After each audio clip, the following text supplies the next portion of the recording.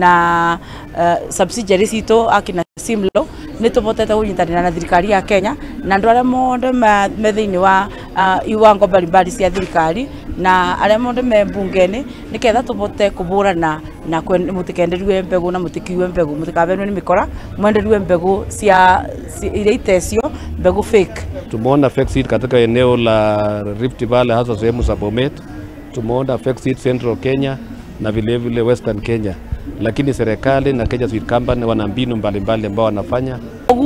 Murimi wonde o bari ari amenye irio ni mbembe irio kethaga nayo mbegu nino turamwenderia iria ikoragwa ina preservation ikathondekwa na ikamenyererwa igakorwa irona muoyo wa gukura ringi. Ungigura mbegu ingikorwa etenjega mbegu yo no yage gukura kana ungigura mbegu kana ubuthire mbegu iria wabuthirire rita riu ringi no ukorwa ikuria ikumbini ni wigire uru ikorwa ni ciakuire ikorwa ni ciagire mirimo koguo na wabanda ciukigie murimo mugundani waku. Ningependa vile vile kuwaomba wale suppliers wa seed wasijiingize kwa wale wachache ambao sasa tunauza mbegu kushi, mbegu ambayo haijathibitishwa. Tunaomba msifanye fake seed katika nchi yetu ya Kenya, kwa sababu fake seed ni hatari sana kwa maendeleo ya Kenya.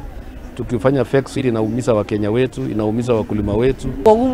Murimi wonde agiuka akithi ndukane akorwo akimenya na arimi mutikambe gutetura tathi twanyu obota kubura mbica iga niketha tugatethania mundu ria akwenderie akube receipt akorwo mbegu yete ari mbegu njega tubote kurumirira kuma bau niyo ta mwenda wanyu na mutongoria wanyu ndiraboya arimi mitu mutigetikire kuthi kubanda mbegu iria inyumba kana iria muigire ta irio mubande mbegu certified na mu make sure mwathi kugura kutoka Kenya Seed. Tumepanda mahindi ya Kenya Seed kutoka 1980s mpaka saa hii sijawahi kuanguka. Mbegu ya Kenya Seed ni bora kuliko mahindi yote katika Kenya hii.